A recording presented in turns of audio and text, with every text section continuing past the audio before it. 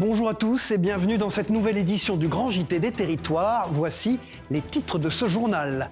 Le narcotrafic est un autre type de guerre, une guerre que le gouvernement a tenté de combattre partout sur le territoire, notamment dans les Antilles. Vous allez le voir, un lieu stratégique du commerce mondial de drogue. Vous le verrez, 2025 a été une année record pour les forces armées qui les traquent. Dans ce journal également, immersion au cœur d'un exercice grandeur nature de sauvetage face aux avalanches. Les secouristes nous dévoilent les gestes essentiels pour secourir les victimes et nous irons dans les Pyrénées pour le découvrir.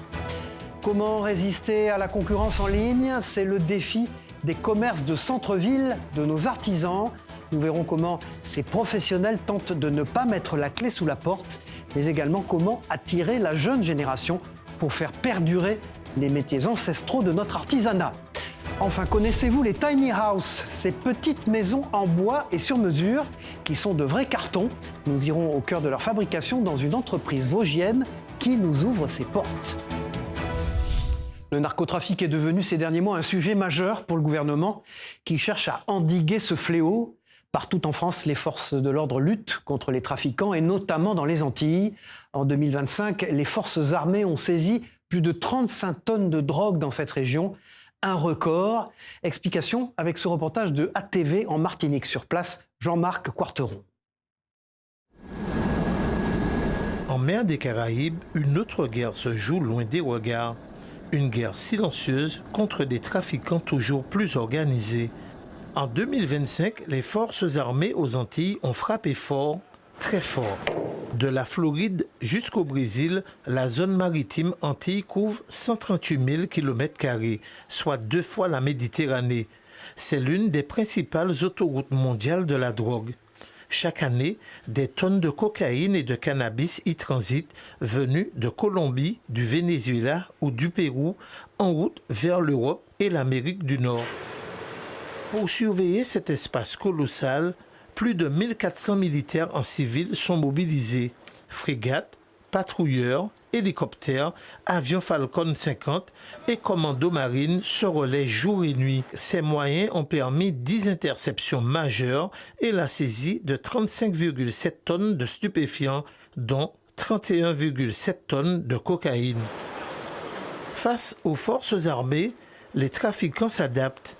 Une course permanente entre vitesse, discrétion et capacité de surveillance. Une certitude demeure.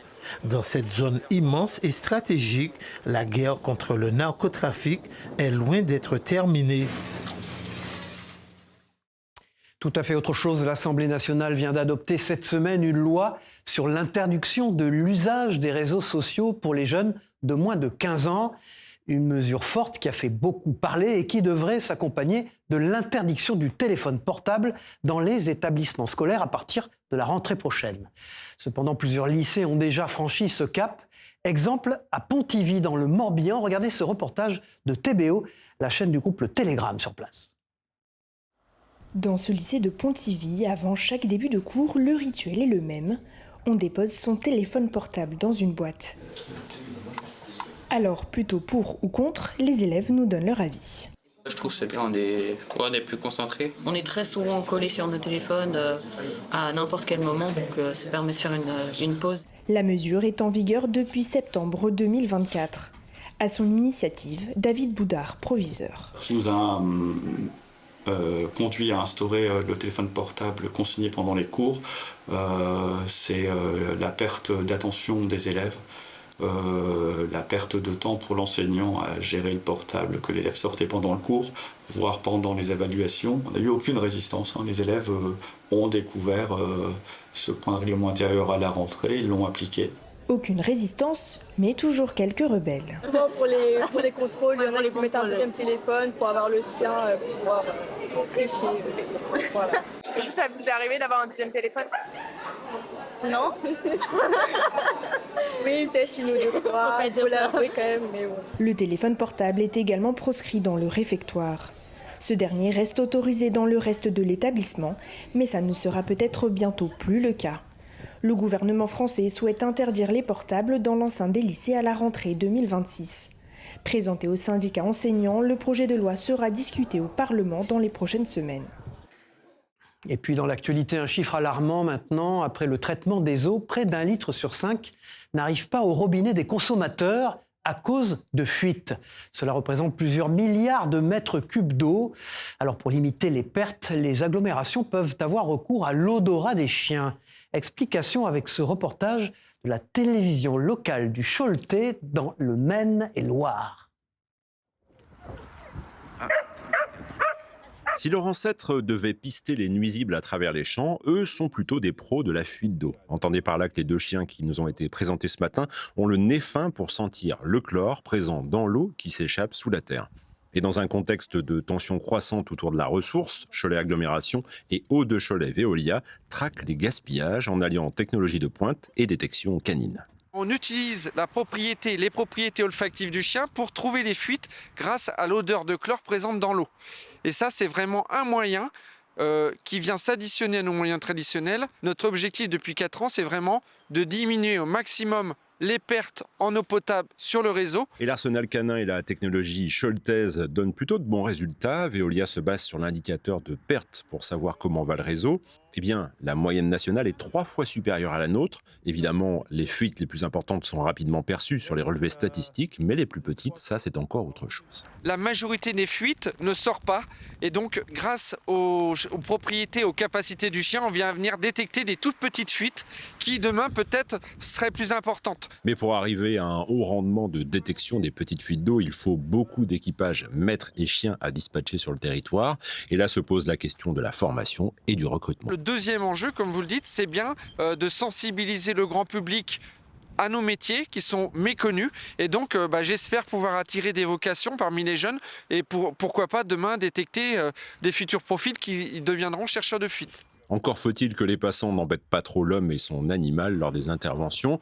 Car il faut bien le dire, le chien gagne haut la patte quand il s'agit d'avoir un compagnon efficace et mignon en même temps. Tout autre chose maintenant, la saison de ski a débuté depuis plusieurs mois. Les stations font le plein de visiteurs. Une période où les secouristes sont aux aguets pour intervenir à tout moment, notamment pour sauver des victimes piégées lors des avalanches. Je vous propose donc une immersion lors d'un exercice grandeur nature des secouristes dans les Pyrénées. Un sujet de la Dépêche du Midi, justement, Antoine Clément. Une sortie en montagne, ça ne s'improvise pas. Il faut, avant toute chose, je vous conseille de consulter le bulletin météorologique, mais également de consulter le bulletin d'estimation du risque avalanche. D'autre part, il faut partir en montagne avec un matériel particulièrement adapté. Cela part notamment par des vêtements chauds, par exemple, de la nourriture, de l'eau, mais également je conseille de prendre quelques éléments matériels de sécurité, le casque évidemment dans toutes les situations. Et puis si vous partez hors piste, il faut également se doter de matériel complémentaire de secours comme une pelle, une sonde ou un DVA pour rechercher les victimes d'avalanche. Dans les jambes, dans les bras, il a potentiellement du sang à 20 degrés, même en dessous. Et donc le risque, si tu le mobilises, c'est que tout sang froid, il arrive sur le noyau central. Et alors là, par le coup, il va passer de 30 à 25 et là, il fait l'arrêt. Il faut vraiment, c'est une poupée de porcelaine. On fait très attention, on l'isole et on le mobilise très peu. Je vous propose maintenant une pause gourmande à la découverte du sucre, l'ingrédient roi de la pâtisserie française. La semaine dernière, nous vous avons proposé une immersion au cœur de l'une des plus grandes usines sucreries d'Europe, dans la Marne.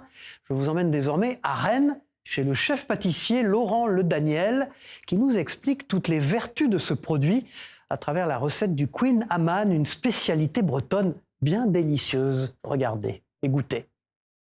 Bienvenue chez moi, bienvenue à la maison Le Daniel. On va rentrer dans la boutique du laboratoire.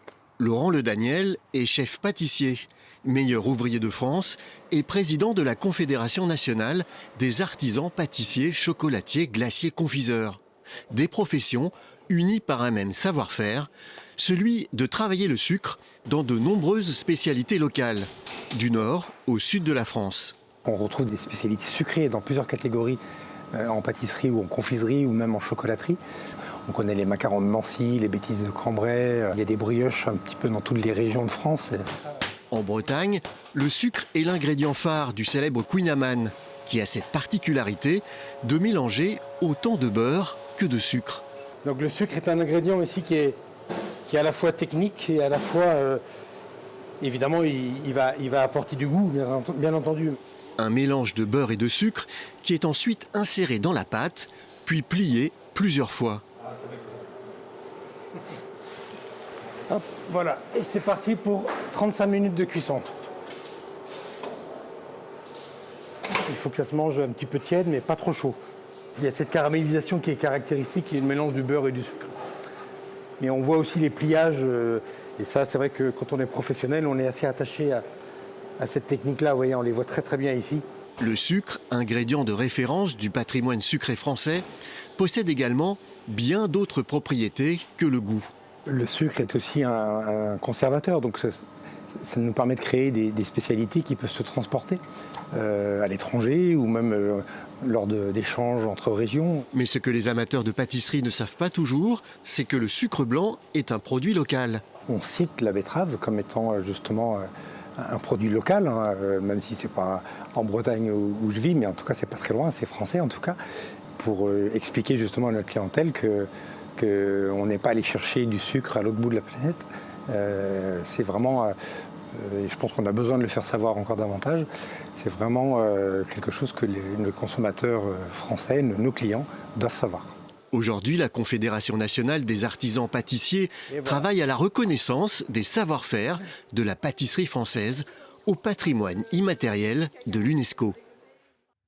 Et puis la France compte près de 255 000 sapeurs-pompiers, mais près de 80% d'entre eux sont des sapeurs-pompiers volontaires.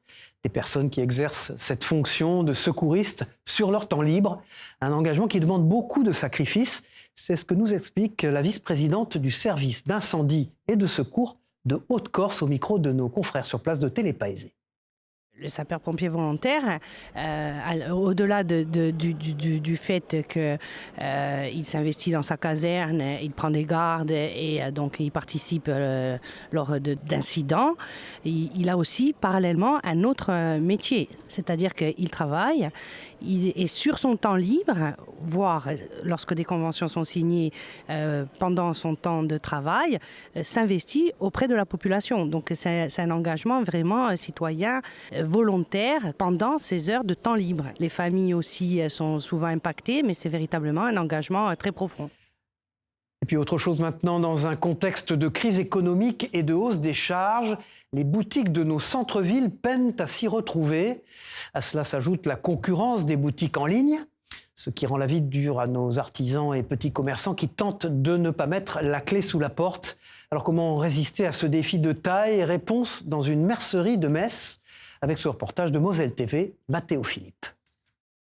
Dans le silence et avec patience, Laure travaille dans cette mercerie depuis 22 ans. Je fais beaucoup de retouches sur les vêtements, beaucoup de vêtements, mais ça peut être aussi des choses plus, on va dire plus variées. Mais dans le vêtement, ça va être les fermetures, les ourlets, l'ajustement des vêtements à sa morphologie. Au fil des années, elle a su se diversifier en nouant des partenariats avec une blanchisserie à Dieuze, un relais pressing, ainsi qu'une cordonnerie et une broderie locale. Une façon de résister tant bien que mal à la concurrence des plateformes de vente en ligne, devenues incontournables depuis 2020. Je pense qu'au niveau des petits commerçants et petits artisans, on n'a pas vraiment de levier pour lutter contre Internet et les prix qui peuvent se faire sur Internet. Quelque chose qui se vend à 2 € sur Internet sera plus proche des 4 € en boutique. On n'a pas les mêmes charges. Aujourd'hui, les charges représentent plus de 50% de son chiffre d'affaires annuel. Dans un contexte de crise économique et de baisse du pouvoir d'achat, Laure peine désormais à se verser un salaire chaque mois. L'année 2025 a été particulièrement difficile. À titre de comparaison, le chiffre d'affaires du mois de novembre 2025 a chuté de 26% par rapport à celui de 2024. Au pied du mur, la couturière a décidé de lancer une cagnotte en misant sur la solidarité de tous. Merci. En espérant que vous arriverez à...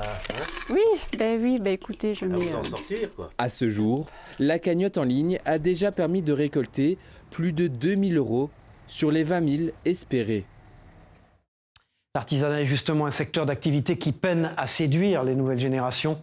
Les centres de formation enregistrent d'ailleurs une baisse de fréquentation de leurs établissements ces dernières années. L'avenir des métiers de l'artisanat est donc incertain. Écoutons sur ce sujet des professionnels du secteur au micro de TV7, la chaîne du groupe Sud-Ouest à Bordeaux. Oui, il y a une baisse sur cette rentrée. Au niveau régional, on est à peu près moins 500 apprentis dans différents secteurs d'activité, le secteur de la beauté, le secteur de l'automobile, le secteur de l'alimentaire, du bâtiment. Donc globalement, on a une baisse du nombre d'apprentis. Aujourd'hui, les artisans n'arrivent pas à y voir clair dans cet avenir, n'arrivent pas à se projeter et ont du mal à voir ce que va être leur avenir. Voilà, et puis partons pour l'Italie maintenant. À l'occasion de la Watch Week à Milan, le groupe LVMH vient de présenter les plus belles nouveautés de ses maisons horlogères. Des montres d'exception fabriquées avec par exemple des morceaux de raquettes de Novak Djokovic. Une occasion de mettre en avant des savoir-faire horlogers uniques issus de nos territoires. Nos équipes étaient sur place, reportage de Christophe Rigaud et de Thierry Barbedette. Milan via Monte Napoleone. Nous sommes au cœur du quadrilatère de la mode, où les maisons du groupe LVMH occupent une place de choix. C'est ici que le groupe présentait les dernières nouveautés de ses 9 maisons horlogères, 9 maisons avec chacune son histoire. De Louis Vuitton avec l'art du voyage qui influence énormément ses créations, à Bulgari, son héritage joaillier, plutôt que Zénith, manufacture depuis 1860. Donc des caractères très marqués et des maîtrises métiers très diversifiées mais très complémentaires. Des identités fortes comme chez Hublot, connu pour ses innovations et l'utilisation de nouveaux matériaux. On a été la marque qui est venue la première fois avec des montres en céramique, en saphir. On adore jouer et on a un bel exemple cette année avec la série spéciale qu'on fait avec Novak Djokovic. Et là-dessus, on a travaillé avec lui pour collaborer sur un nouveau matériau qui intègre ses raquettes, les raquettes avec lesquelles il a joué pour gagner ses tournois. Donc vous avez vraiment une partie de Novak dans la montre que vous possédez. Particularité des marques horlogères LVMH, elles possèdent toutes un patrimoine historique très riche, comme Tag Heuer, une référence dans le sport automobile, mais aussi dans les montres marines, ou Zénith, qui est ancré depuis 1860 au cœur du Jura.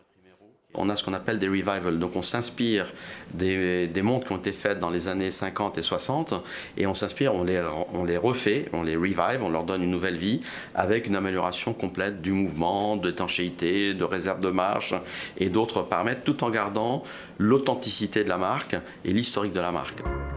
Les montres Louis Vuitton proposent une démarche originale autour de l'art du voyage. Mais ce qui est au cœur de cette maison, c'est la volonté de conserver et de transmettre des savoir-faire horlogers qui ont tendance à disparaître. On essaye de toujours se focaliser autour de savoir-faire qui existent depuis le 19e siècle ou même le 18e siècle par moment et les raviver un peu de manière moderne. Donc par exemple en utilisant sur le World Time nos drapeaux, mais aussi en utilisant du guillochage, des gravures, du sertissage et toute une série de métiers qui n'existent plus aujourd'hui et potentiellement même en raviver. Donc souvent on va ressortir les bouquins un peu historiques et voir quel type de métiers ont existé dans le passé. Chez LVMH, les célèbres maisons joaillières ont toute une longue tradition horlogère, comme Tiffany, où l'on retrouve sur ses montres tous les codes joailliers de la marque. Nous avons par exemple un Tiffany Timer qui fait écho à un modèle de 1866 avec des diamants baguettes exceptionnels, le bleu Tiffany évidemment qui est l'une des couleurs les plus connues au monde et qui fait également écho à cette petite boîte bleue, et évidemment le Burl on the Rock, un design de 1965. Des montres d'exception, on en trouve enfin chez Bulgari, avec cette pièce exceptionnelle, en or rose, une montre à secret dont le cadran est caché par une pièce de monnaie authentique à l'effigie de l'empereur Caracalla et datant de 198 après Jésus-Christ. Milan n'a pas été choisi au hasard pour organiser la LVMH Watch Week. L'Italie est l'un des pays phares pour l'industrie du luxe en Europe. C'est ce que nous explique Tony Belloni, le président de LVMH Italie. Écoutons-le justement. L'Italie est un peu la deuxième patrie du groupe LVMH, déjà pour les magnifiques marques que nous possédons en Italie, parce qu'on a beaucoup d'activités de production, beaucoup d'activités de création qui résident en Italie. En Italie, on a plus de 18 000 personnes qui travaillent chez nous directement, dans les magasins, dans les sièges des maisons, mais aussi dans les ateliers de production. Il y a cette main italienne qui est assez extraordinaire. Je vous parlais dans les titres des tiny house qui sont très à la mode ces dernières années. Ces maisons sur mesure de 20 mètres carrés offrent un espace de liberté, mais également un gage de qualité avec des matériaux locaux. Présentation de ces habitats avec ce reportage de Vosges TV. Regardez. Elles occupent l'atelier, 2 tiny house, l'une prête à être livrée, la seconde en construction. À Gérardmer, la PME vosgienne Tibi House, fabricant de mini-maisons, depuis sa création en 2018 par un dessinateur en bâtiment, innove avec une tiny évolutive. Un module, voire une terrasse, peut être ajouté à l'habitat principal, comme sur ces images tournées par des propriétaires. On vient l'assembler physiquement sur la tiny existante pour des clients qui veulent une pièce supplémentaire ou un espace de travail ou une chambre ou peu importe quoi, mais une extension comme n'importe quelle autre maison finalement. Des 20 mètres carrés pour une tiny de base, la surface au sol peut doubler. Le statut d'habitat léger de loisirs réglementaire change alors avec le recours obligatoire à un permis de construire.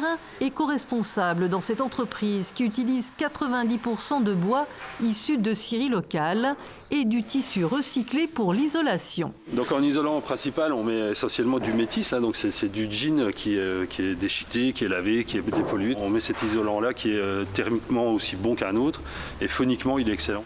Dans l'équipe de 4 personnes, Héloïse est polyvalente en menuiserie, plomberie et pose de panneaux photovoltaïques. Elle aime relever le défi des tiny, construire du sur-mesure. C'est d'être capable de faire rentrer dans un petit espace les envies et les besoins des clients. À raison de 600 heures de travail, Tibi House réalise une dizaine de mini-maisons par an, malgré le repli du secteur du bâtiment et des freins en France, la frilosité des banques pour les crédits ou le bon vouloir des communes. Le principal frein, il est là, il est sur la réflexion et sur la décision que pourraient prendre les mairies à dire oui en réfléchissant ou dans le doute, on dit non. Le profil des clients est varié, jeunes primo-accédants à la propriété, célibataires ou retraités en quête d'une vie plus sobre. Prix clé en main d'une tiny à partir de 60 000 €, 20 000 € de plus pour des modèles autonomes, sans raccordement au réseau urbain.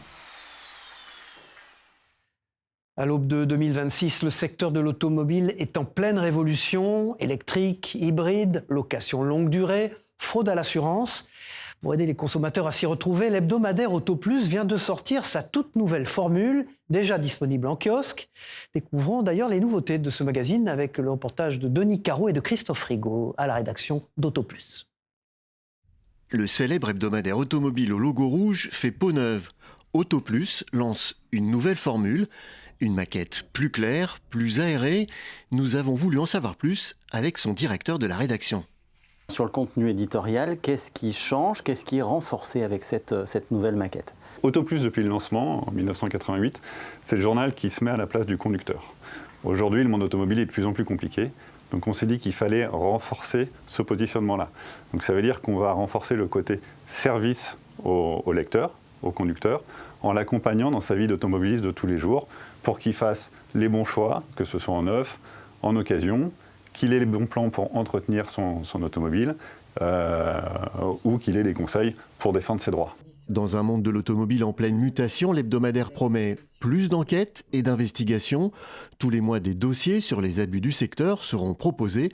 Dérive des concessionnaires, fraude à l'assurance, vol de voitures, mais pas seulement. Une des spécificités d'AutoPlus, c'est aussi l'expertise, la qualité et la précision des mesures. Ça, c'est quelque chose que vous avez toujours. Absolument. On a un labo à Montlhéry qui nous permet de mesurer l'ensemble des voitures du marché. C'est-à-dire qu'on va vérifier les promesses des constructeurs. Donc on va mesurer les consommations ou les autonomies pour les voitures électriques qui sont aujourd'hui un enjeu très important. On va mesurer les performances, on va mesurer les freinages, les codes d'habitabilité. Et ça va nous permettre d'avoir une base de données complètement indépendante et surtout qui nous permet de faire des comparaisons dans le temps, puisque cette base de données elle existe depuis 38 ans. Donc on peut voir d'une génération à l'autre de modèles comment ça évolue et par rapport à l'ensemble du marché aussi. Une nouvelle formule d'AutoPlus que vous pouvez déjà retrouver en kiosque. Pour terminer ce journal, connaissez-vous l'histoire de la tombe du prince Lavaux ? Je vous parle ici de la plus grande découverte archéologique française de ces 50 dernières années. En 2014, dans l'Aube, a été découverte cette tombe d'un prince, un trésor exceptionnel qui a permis l'ouverture d'un musée. Des images de l'Est éclair, le quotidien du groupe Rossel. Regardez. Ces tombes princières sont très rares effectivement parce que la plupart ont été pillées dès l'Antiquité. Beaucoup ont été fouillés, découverts dès le 19e siècle. Il y a très peu de découvertes archéologiques qui sont aussi exceptionnelles que celles de Lavaux. Donc il nous fallait être dignes, en quelque sorte, de recevoir un tel cadeau de l'histoire. C'est une chance exceptionnelle déjà de pouvoir présenter les objets justement finalement à l'endroit où ils ont été utilisés, puisque il semblerait que Troyes ait été un centre princier important. On avait peut-être une première ville où résidait ce fameux prince.